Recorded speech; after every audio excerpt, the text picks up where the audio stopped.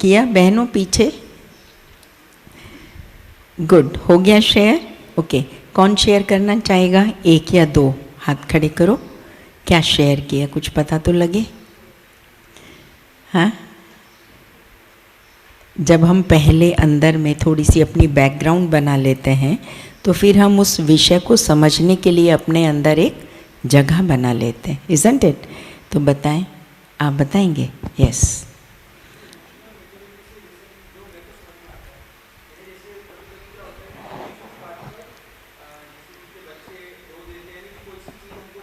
हाँ, राइट, हाँ, राइट।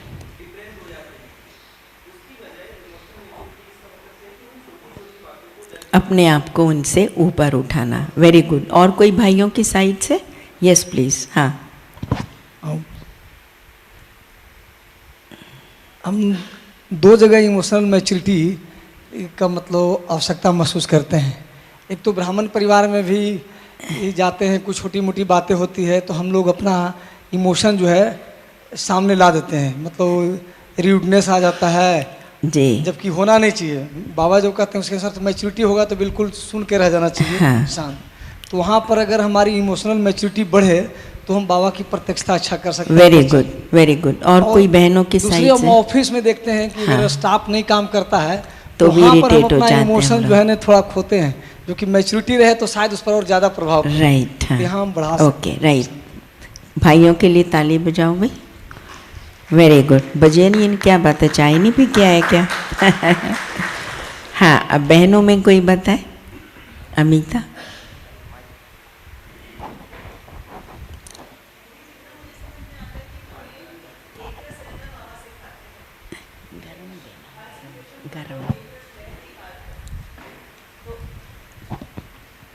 अगर हम एक रस हर सिचुएशन में रह पाए तो वही इमोशनल मैच्योरिटी होगी। लेकिन हर सिचुएशन में हम वेरी रह नहीं गुड। पाते। हर सिचुएशन में एक रस रहना ब्राह्मणों के हिसाब से ये हमारे लिए इमोशनल मैच्योरिटी है। और कोई बोलना चाहता है? और कोई बहनों में से? हाँ, वेरी गुड, इनके लिए ताली बजा दो। बहुत अच्छा। तो चलते हैं, इस विषय को थोड़ा और गहराई से हम लोग समझते हैं। इस बात से ये तो दिखाई पड़ा कि हम बच्चों को भी इमोशनल मैच्योरिटी की ज़रूरत है, ब्राह्मणों को भी। ये केवल बाहर वालों का ही विषय नहीं है, उनको तो बड़े धड़ल्ले से बहुत सारी बातें कह के आ जाते हैं, लेकिन जब बात हमारे ऊपर आती है तो हमें पता लगता है कि बहुत सी बातों के अंदर हम लोग बहुत कमज़ोर हैं, जहाँ पर हमारा ध्यान नहीं जाता, लेकिन ट्रेनिंग के दौरान उस पर ध्यान खिंचवाया जाता है। तो मेरे मन में आ रहा था, मैं सोच रही थी जब इसके विषय में, तो मेरे मन में आया कि देखो, कोई भी साइलेंट सी होता है ना, समुद्र होता है, वो कभी भी एक स्किलफुल सेलर को नहीं तैयार कर सकता है, जिसके अंदर बहुत सारे बहाव आ रहे होते हैं, बहुत सारे उबाले तूफान आ रहे होते हैं। उसमें अगर कोई तैरना सीख जाता है तो वो कमाल की बात होती है। बाबा के हम बच्चे सभी लीडर्स हैं, बाबा के घर में रहते हैं। बाबा ने भी हमें क्या किया, एकदम ओशन में डाल दिया और हम धीरे धीरे सीखना शुरू कर रहे हैं। तो कुछ एरिया पर हमारा ध्यान जाता है, लेकिन कुछ एरिया हम लोग ध्यान नहीं दे पाते, क्योंकि हम लोग बहुत सी बातों के अंदर उलझ जाते हैं। ये हम सभी मानते हैं कि लाइफ में प्रॉब्लम्स का आना बहुत ज़रूरी होता है, लेकिन अगर उस प्रॉब्लम को हम चैलेंज के रूप में ले लेते हैं तो वो हमारे लिए एक बहुत बड़ी अपॉर्चुनिटी बन जाती है।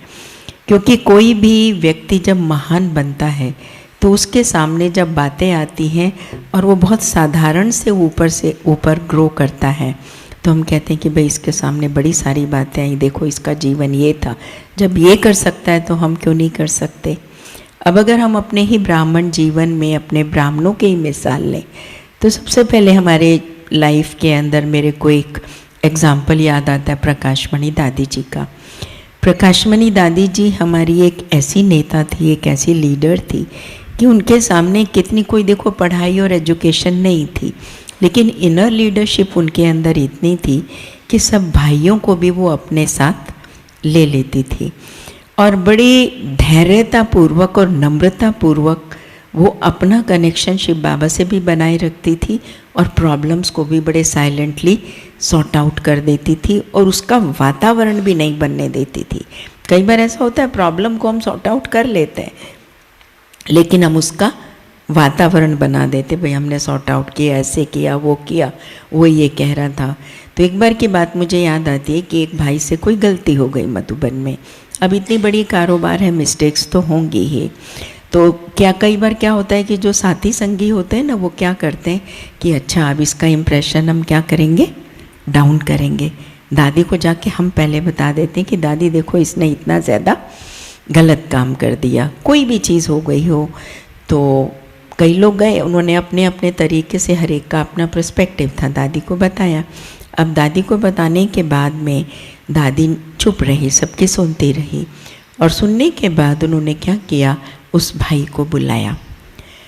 अब वो भाई दादी जी के पास गया और दादी जी ने उसको बिठाया, बैठो, क्या बात हुई थी? कहते दादी ऐसे ऐसे हो गया था, मैं अपनी गलती को मानता हूँ, मेरे से गलती हुई है, लेकिन मेरे को इतना अनुभव नहीं था, इसलिए मेरे से गलती हो गई।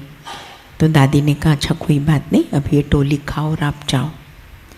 तो जब वो जा रहा था और उसने अपने फ्रेंड्स को, जी अपने साथियों को ये अपना अनुभव सुनाया कि मैं जब दादी से मिलने के लिए जा रहा था, अगर दादी मुझे एक भी बात कह देती तो मैं मन में ये सोच के गया था कि दादी ने मुझे कुछ बोल दिया तो आज के बाद मैं यज्ञ में नहीं रहूँगा।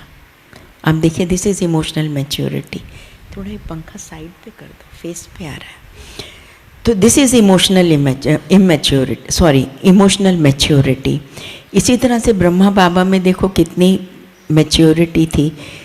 प्रकाशमणि दादी, गुलजार दादी, जानकी दादी जी, ये तो बहुत उम्र के नहीं थे, लेकिन ब्रह्मा बाबा के भले, पर फिर भी ब्रह्मा बाबा अकेले तो थे। हम ये तो मानते हैं कि ब्रह्मा बाबा अकेले थे, इतनी बड़ी बड़ी बातें उनके सामने आई, लेकिन फिर भी बाबा ने क्या करा, विश्वामित्र अखबार के अंदर उसने डाल दिया कि ब्रह्मा कुमारी वैश्यावृत्ति करती हैं, ये दादा वैश्यावृत्ति करता है। कितनी बड़ी बात डाल दी, लेकिन बाबा के अंदर कितनी मैच्योरिटी थी। बाबा ने कहा बच्चे कोई बात नहीं, उसको जाके कह दो निंदा हमारी जो करे मित्र हमारा सोए। नहीं तो ऐसे में दूसरा व्यक्ति उबल रहा होता है कि मैंने इनके लिए ऐसी बातें की हैं तो ये और उबलेंगे, लेकिन वो शांत रहे, एकदम शांत रहे। इसीलिए लोगों ने अपने अनुभव से कहा है कि साइलेंस ऑल्सो स्पीक्स। लेकिन कई बार हम इस ओर ध्यान नहीं देते हैं और हम लोग समझते हैं कि अपनी बात को अगर हम, किसी ने 50 डिग्री वॉल्यूम रेज किया तो हम 75 डिग्री रेज करके बोलेंगे तो ही मेरी बात की वैल्यू होगी। अब इमोशंस का मतलब क्या होता है? इमोशन को अगर हम संधि छेद करें तो energy in motion. Okay, energy in motion माना it can be negative, it can be positive also. If it is negative तो हमारा क्या करेगी, सारी एनर्जी हमारी डिप्लीट कर देगी। मानो कोई बात मेरे सामने आ गई, किसी ने कुछ कह दिया, मेरे को किसी की बात कोई फील हो गई और किसी ने मेरे को पूछा नहीं, किसी ने उसको स्थान दे दिया बोलने का, मेरे को नहीं दिया, किसी ने उसको देखा मेरे को नहीं देखा, बाई चांस वो रियली ना देखा, उन्होंने ध्यान नहीं गया, कोई इंटेंशन नहीं थी, लेकिन एकदम क्या होता है, हमारे संकल्प चलने शुरू हो जाते हैं और संकल्प चलते चलते इतना संकल्पों का पहाड़ खड़ा हो जाता है कि खड़े होते होते हमारे अंदर एक नेगेटिव ऑरा बन जाता है और हम अपने आप को एकदम डिप्लीटेड फील करने लगते हैं और हमारी एनर्जी ऐसे ख़त्म हो जाती है कि हमको लगता है अरे ये क्या हो गया। लेकिन वही जैसे कुत्ता हड्डी को चबाता है ना, और चबाने के बाद जब उसके जाबड़े से खून निकलता है तो उसे मालूम पड़ता है। तो इसी तरह से जब हमारी बहुत समय शक्ति निकल गई होती है तो हम इस बात को रियलाइज़ करते हैं कि हमने क्या किया। इसी तरह से अगर हमारी एनर्जी या हमारी सोच पॉजिटिव तरफ चलती है, तो हमारा ऑरा कैसा होता है, बहुत एंथुजियास्टिक होता है, बहुत अच्छा लगता है। देखो कोई हमारे कमरे में बहुत अच्छी एनर्जी के साथ एंटर करता है, सबके चेहरे खिल जाते हैं देख करके, होता है कि नहीं होता। और लेकिन यदि कोई इसी में बहुत वैसे उससे मन से अंदर एंटर करता है तो हमें कहते हैं इसको हुआ क्या है, ये मुँह लटकाए क्यों आ रहे हैं।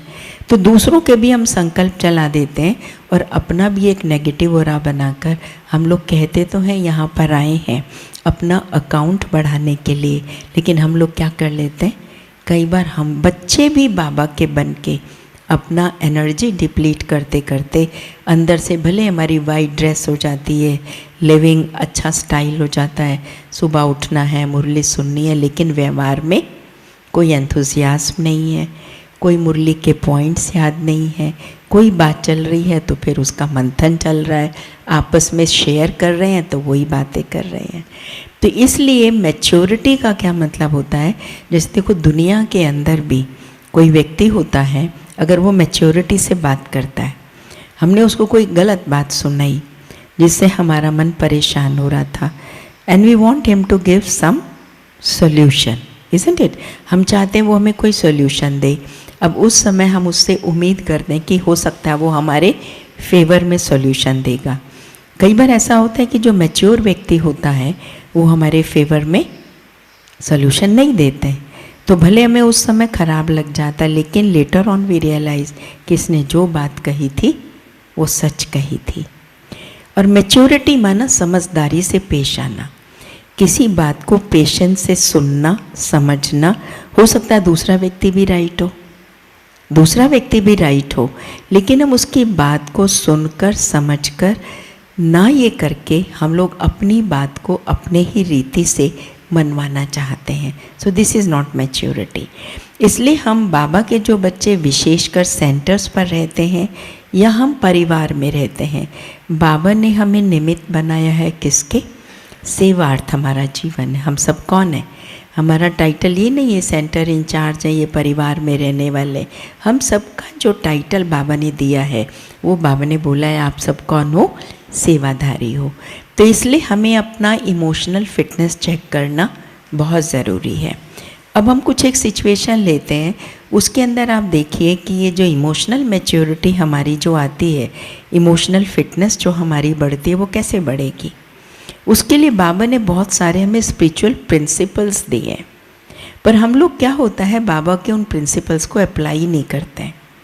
अब जैसे मानो कि अगर हम एक बहनों का ये एग्ज़ाम्पल लें कि दो फ्रेंड्स हैं, एक जगह चली जाती है, दूसरी जगह सेंटर खोल लेती है।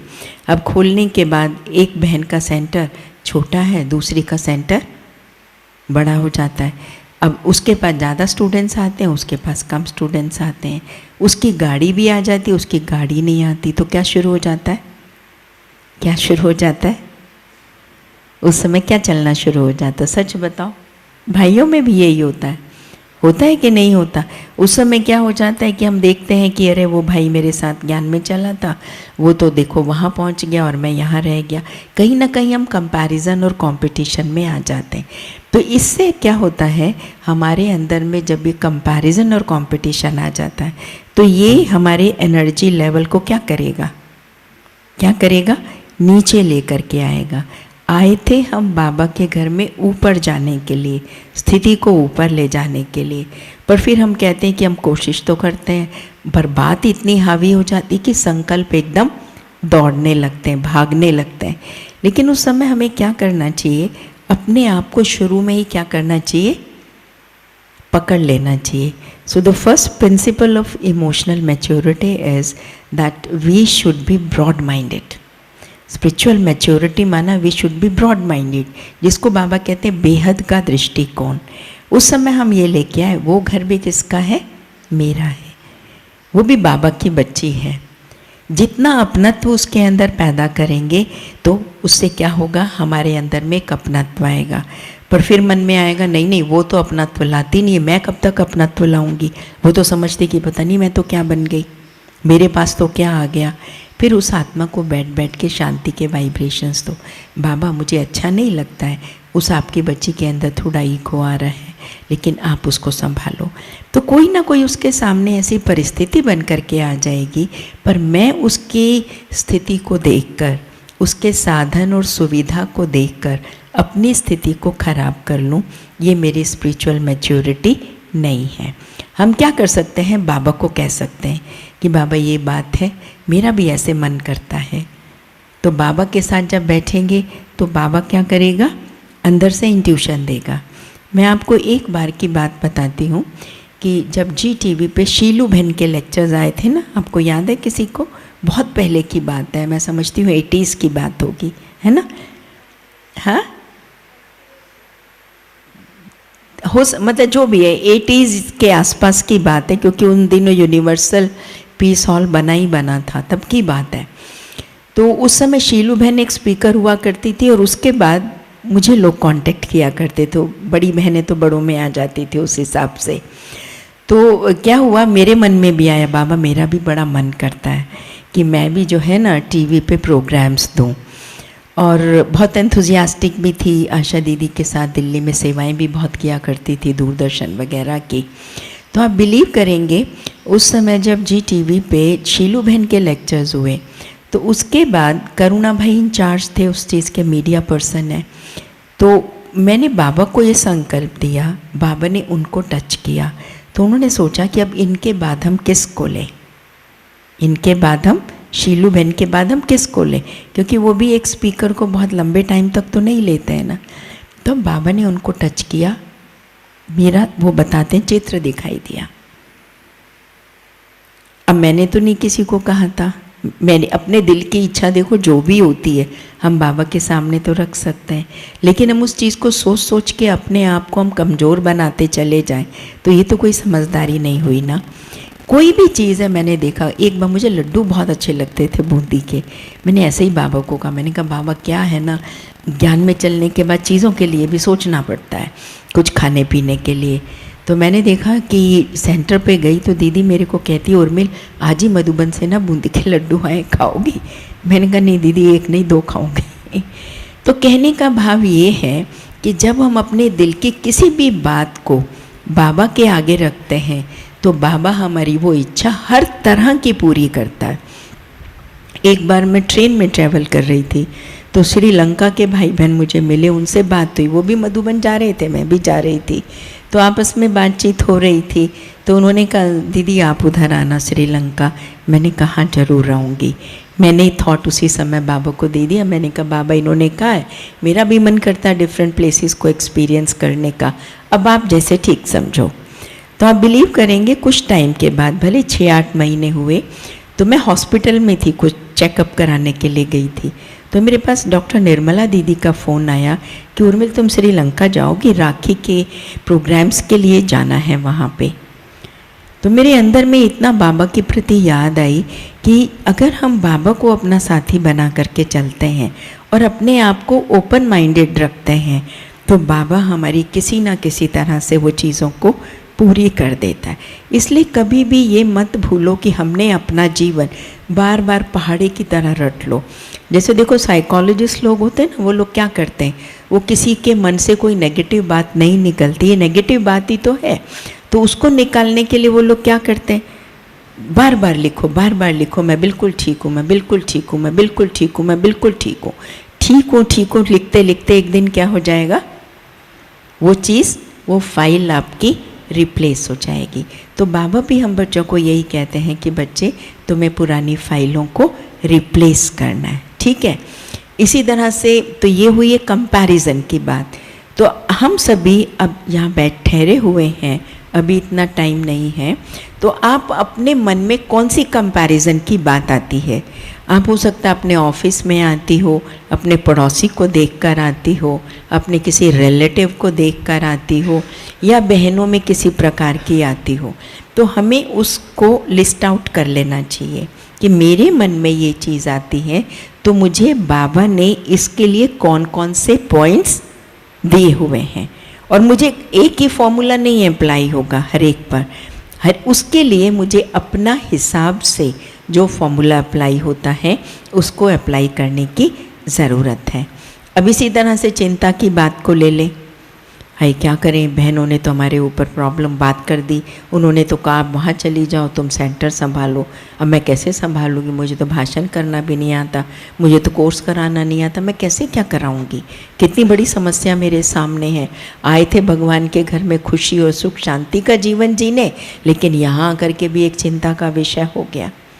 होती हैं ये बातें, लेकिन बाबा ने इस चीज़ का भी हमें सॉल्यूशन दिया है ना। जब हम लोग किसी भी प्रकार की वरी को बाबा के ऊपर छोड़ देते हैं कि बाबा आप मेरे साथ हो। मुझे याद आता है मैं first time east Patel Nagar के सेंटर पे गई थी और उस समय मैं एमएससी कर रही थी। तो उस समय वहाँ पर हमारे बड़े शुक्ला दीदी जी होते थे, तो उन्होंने मुझे कहा कि एक बहन आई है, दोपहर का टाइम था, मैं कॉलेज से गई थी, तो उन्होंने कहा उसको ना ये एग्जीबिशन चलो समझाओ। मैंने कहा अरे बाप रे, तो बड़ा मुश्किल काम है, मैं कैसे समझाऊं, क्योंकि कभी समझा ही नहीं थी। तो मैंने कहा ये बहनें तो ज़बरदस्ती थोप देती, ये भी कोई मतलब है। तो मैं उनको ना भी नहीं कर सकती। मैंने बाबा को कहा, मैंने कहा बाबा प्लीज़ आप देखना, मैं समझाती हूँ। समझाना शुरू किया, एंड पूरा किया, तो उसने कहा आपने तो बहुत अच्छा समझाया। तो क्या हुआ, लेवल बढ़ गया ना, लेवल बढ़ गया ना। अब अगर मैं उस समय ना कर देती तो क्या होता, ना कर देती तो क्या होता, मेरी कैपेसिटी बढ़ती? मेरी कैपेसिटी बढ़ती ही नहीं, मुझे अपनी कैपेसिटी का मालूम ही नहीं पड़ता। इससे मुझे पता लगा कि मेरी कैपेसिटी है और मैं इसको कर सकती हूँ। इसी तरह से कहीं स्ट्रेस, हमने कभी भाषण नहीं किया और हमें भेज दिया जाता है, तो उस समय भी क्या होता है, हम लोग परेशान हो जाते हैं कि भाई देखो इन्होंने मुझे कह दिया, इतनी बड़ी जगह पे मुझे खड़ा कर दिया। अरे कोई बात नहीं, जो अच्छे कोच होते हैं, जो अपने जो उनके जूनियर्स होते हैं, ट्रेनर्स होते हैं, उनको सिखाने के लिए वो लोग क्या करते हैं, वो लोग कुछ नहीं करते। ये जितना भी वेट लिफ्टर्स वाले होते हैं ना, ये लोग मानो किसी की कैपेसिटी है 150 kg वो उठा सकता है, तो उसके ऊपर 150 kg लिख देंगे, लेकिन उसके अंदर 50 या 100 किलो का वजन जितना उसको लगता है कि वो उठा सकता है, तो वो उसके ऊपर लिख देते हैं। अब जब वो आता है तो वो क्या देखता है कि तो 150 kg है, तो क्या होता है, उठा जाता है, उठा जाता है ना। इसी तरह से जब हमारे बड़े बहन भाई हमको थोड़ा सा मोरली बूस्ट अप कर देते हैं कि भाई वाह आप तो बहुत अच्छा भाषण कर सकती हो, आप तो बहुत समझदार हो, एक बार मैंने सुना था आपने बहुत अच्छा बोला था, तो क्या होता है, हमारा वो बढ़ जाता है। तो जैसे हमें कोई ह्यूमन बीइंग कह देता है तो हमारा इमोशनल क्वोशंट अप हो जाता है। तो क्यों नहीं जब हम बाबा के साथ हैं और बाबा मेरा साथी है, तो क्यों नहीं जब हमारे पास खाली मोमेंट्स होते हैं तो उस समय इसकी हम प्रैक्टिस करने की कोशिश करें। इसलिए आउट ऑफ द बॉक्स हमारी थिंकिंग होना बहुत ज़रूरी है। ये एक बहुत बड़ा प्रिंसिपल है जो बाबा ने हमें स्पिरिचुअल मैच्योरिटी के लिए दिया हुआ है, अपनी इमोशनल फिटनेस या इमोशनल जो है मैच्योरिटी को बढ़ाने के लिए। हमेशा जो थिंकिंग है, एक इतने से दायरे में मत सोचो। शिव बाबा मुरली के अंदर कभी भी हमें जब कोई भी बात देते हैं तो कैसे देते हैं, बाबा हमेशा बेहद के पर्सपेक्टिव से देते हैं ना। बाबा हमेशा ये देखते कि मेरे सामने बहुत बच्चे बैठे हैं, दूर वाले भी बैठे हैं, नज़दीक वाले भी बैठे हैं, तो बाबा उन सबको देख करके क्या करता है, मुरली को चलाता है। तो इसी तरह से इस परिस्थिति के अंदर मेरी स्वस्थिति के लिए, उन्नति के लिए कौन सा पॉइंट छुपा हुआ है, मुझे उसको देखना है। एक बार की बात है, हम लोग स्विट्ज़रलैंड में थे, जर्मनी से स्विट्ज़रलैंड की तरफ जा रहे थे। तो मेरे साथ जो सिस्टर थी वो गाड़ी ड्राइव कर रही थी, तो मेरा सिंगल एंट्री वीज़ा था और हम वहाँ से स्विट्ज़रलैंड में क्रॉस कर गए। अब क्रॉस करके जब हम वापस जा रहे थे तो it was Friday on that day, तो सिस्टर ने मेरे से पूछा कि सिस्टर उर्मिला आपके पास डबल एंट्री वीज़ा है कि सिंगल एंट्री है। मैंने कहा वो क्या होता है, because I was travelling for the first time. तो उसने कहा कि देखो ऐसा अब हम दोबारा घुस रहे हैं जर्मनी में, तो हमारे पास डबल एंट्री होना चाहिए।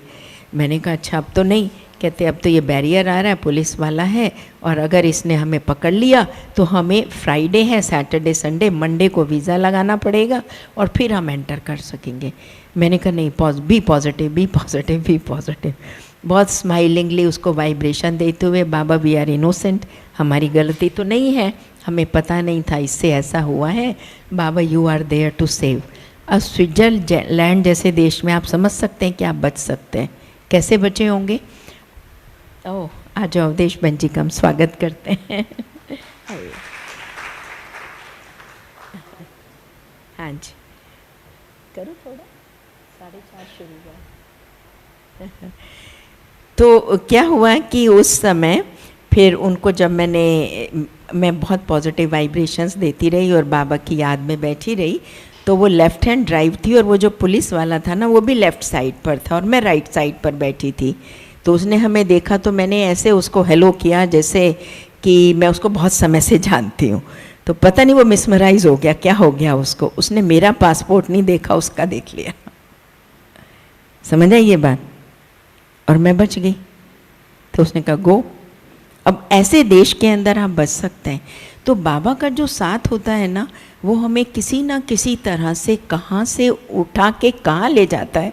तो इसलिए हमें हमेशा जो बाबा के प्रिंसिपल्स हैं उनको हमें यूज़ करके देखना चाहिए। जैसे बाबा कितनी बार हमें कहते हैं, बच्चे तुम चिंता मत कर, मैं बैठा हूँ, चिंता मत कर, मैं बैठा हूँ। लेकिन हमारे मन में जब चिंता शुरू होती है तो उस समय वो बंद नहीं होती, क्योंकि क्वेश्चन मार्क की क्यों लग जाती है। तो इसलिए अपने मन को बार बार कहना पड़ेगा, बाबा है ना, मन तो मानता है कि नहीं मानता। थोड़ा सा उसके साथ स्ट्रिक्टली हमें एक्ट करना पड़ेगा, तू मानता है कि नहीं मानता, तेरे को मानना पड़ेगा, ऐसा नहीं करेगा तो हम तेरे साथ ऐसे नहीं करेंगे। तो जब हम लोग out of the box thinking रखते हैं, बेहद की बुद्धि से चलते हैं। इससे बड़ा और एक एग्जाम्पल बताती हूँ कि मैं एक बार साउथ अफ्रीका में थी और वहाँ से मुझे मपुटो जाना था। चांस की बात है कि वहाँ पर किसी जो हेल्पिंग हैंड आते हैं काम करने, तो उसने मेरा पर्स निकाल लिया।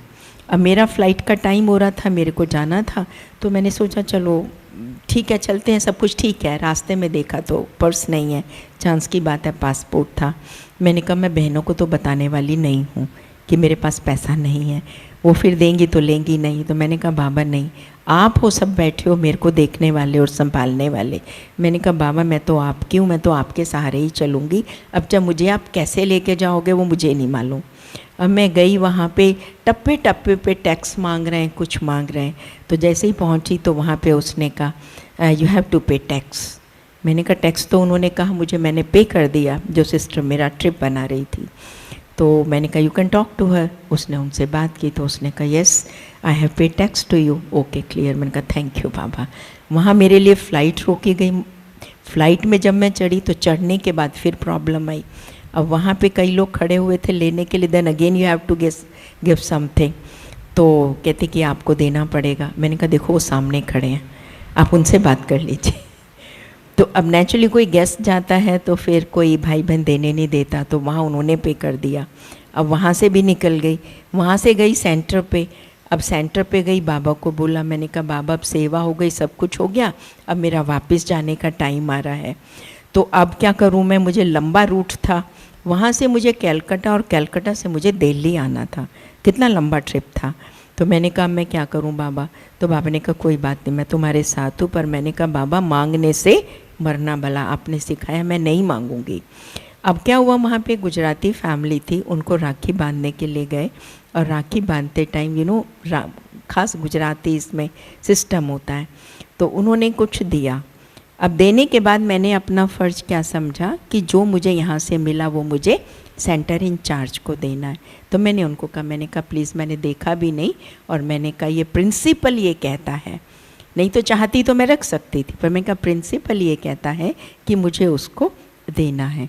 तो मैंने उसको दे दी। कहती नहीं नहीं प्लीज़ आप रखिए। मैंने कहा प्लीज़ आप रखिए। थी नहीं प्लीज़ आप रखिए, ये ऑनर है हमारी तरफ से। चलो कई बार बात हुई तो मैंने फिर उसको रख लिया। उसके बाद मैं कैलकाटा गई, कैलकाटा से दिल्ली तक विदाउट मनी। कोई सोच सकता है इतना लंबा ट्रिप सिर्फ टिकट के बेस पे। तो जितना हम ओपन माइंडेड होके चलते हैं, आउट ऑफ द बॉक्स हमारी थिंकिंग होती है कि भगवान मेरा साथी है ना, इंसान और पैसा मेरा साथी नहीं है, मेरे साथी नहीं है। कौन है मेरा साथी? शिव बाबा। तो शिव बाबा उल्टे को भी क्या कर देता है, सीधा कर देता है। तो ये एक बाबा की बड़ी कमाल है। इससे हमारी स्पिरिचुअल मैच्योरिटी से हमारी इमोशनल मैच्योरिटी बढ़ती है और उससे क्या होता है, हमारी इमोशनल फिटनेस बढ़ती चली जाती है। इसी तरह से हमें इमोशनली इंडिपेंडेंट होना बहुत ज़रूरी है। किसी ने मुझे कह दिया, मुंह बना लिया, किसी ने मुझसे पूछा नहीं तो एकदम हमारा मन बन गया, उसको कह दिया बोलने के लिए, हो सकता है उसको आगे उठाना हो, वो किसी बात में लो फील कर रही हो इसलिए उसको कहा हो, तो हम क्या होते हैं एकदम जैसे छुई मुई की तरह हम लोग मुरझा जाते हैं। यही होता है ना हमारे साथ में।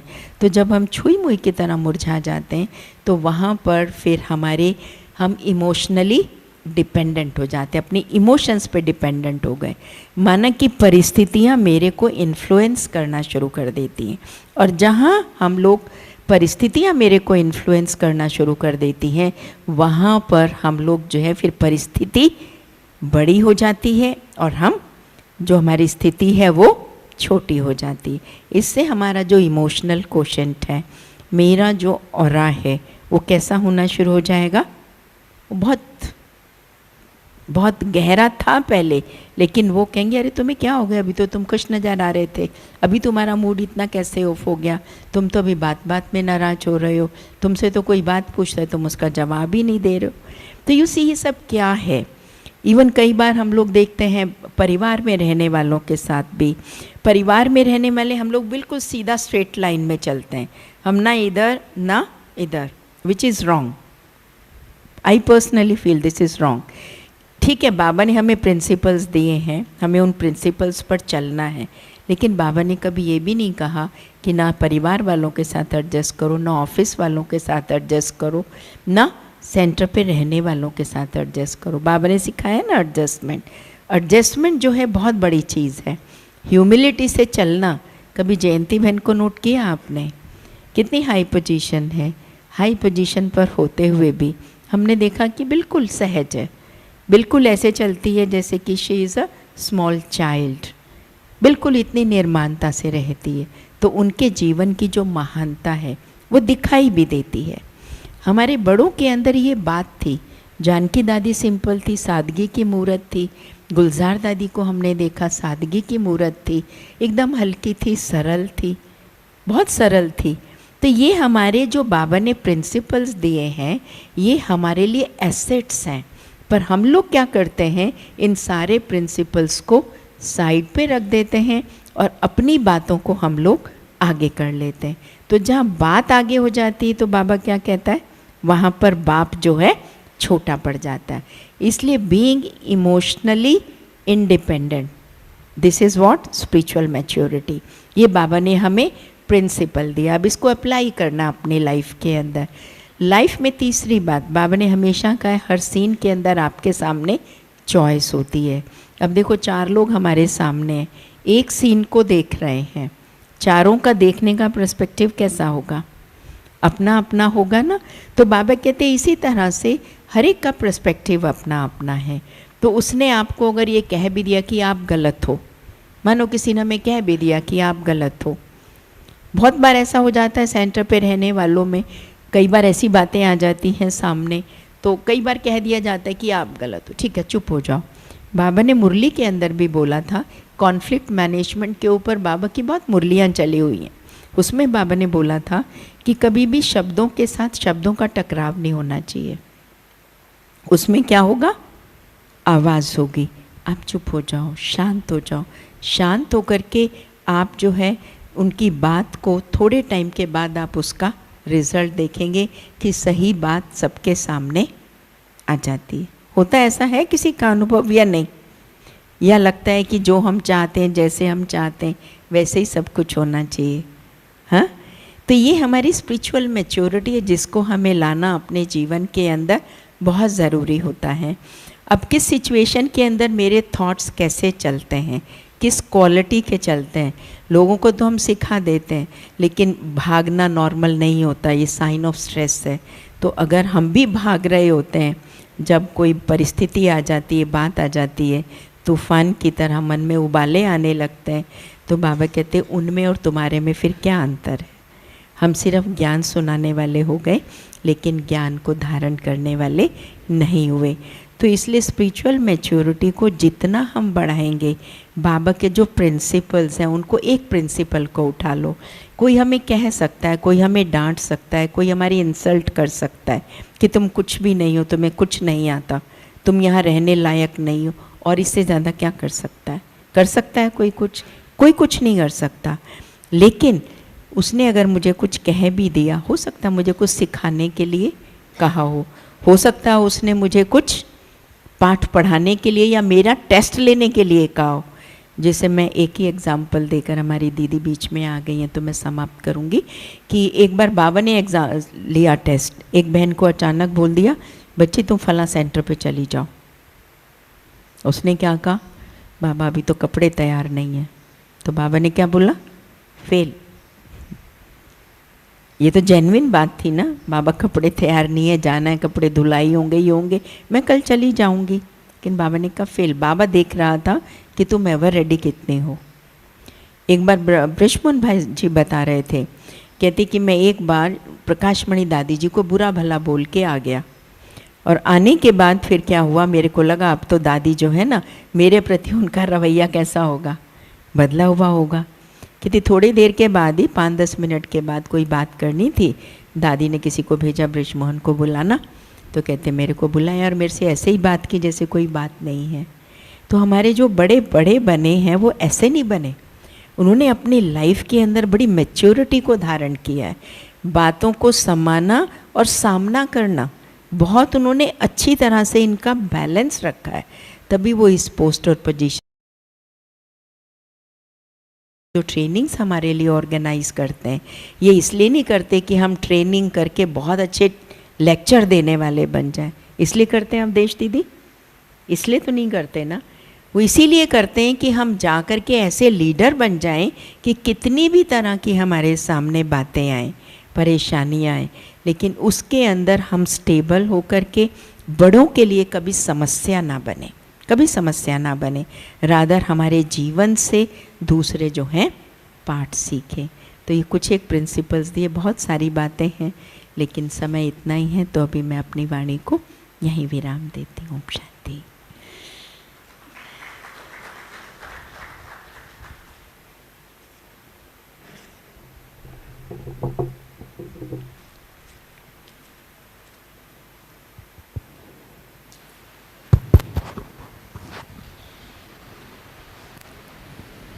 ओम शांति।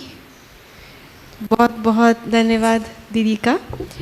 ये सारी बातें भले ही हमें पता होती हैं, लेकिन फिर भी इन सब बातों को हमेशा हमें अपने मनस पटल पर फ्रेश रखना ज़रूरी है। हमेशा उस खुशी में, उस इमोशनल मैच्योरिटी में, उस नशे में हमें रहना ज़रूरी है।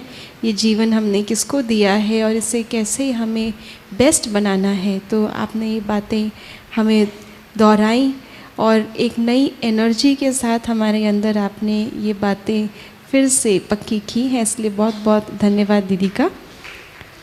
और जैसे कि हम सभी देख रहे हैं, हमारे बीच में आदरणीय अवधेश दीदी जी ऑलरेडी मौजूद हैं।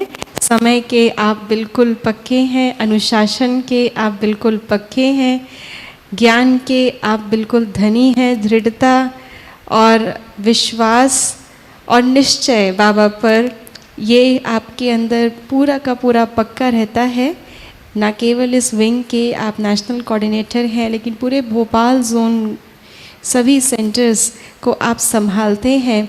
और कैसे आपके इतनी क्वालिटी वीआईपी सेवा हम देखते हैं, जब भी प्रोग्राम होते हैं तो 100, 108, तो कैसे बाबा आपके द्वारा सेवाएं कराते हैं, चाहे एडमिनिस्ट्रेटर्स हों, गवर्नर हों, कोई भी हो।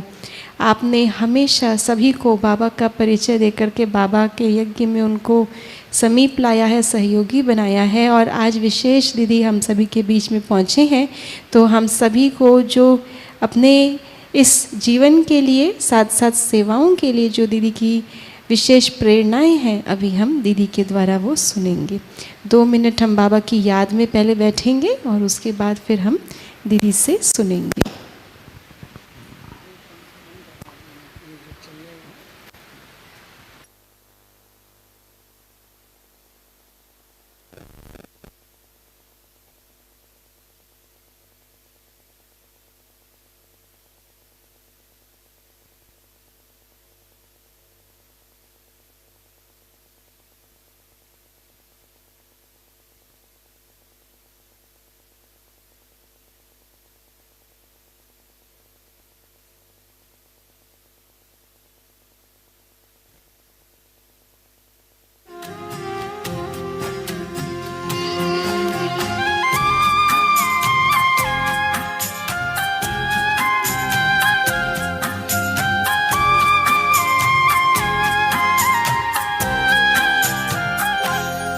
तेरी याद में मैं मगन हो गया हूँ,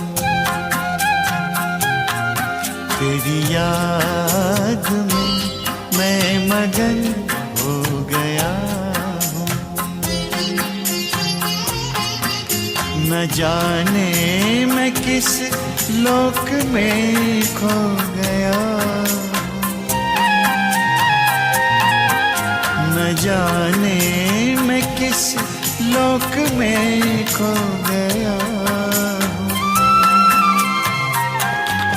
तेरी याद में मैं मगन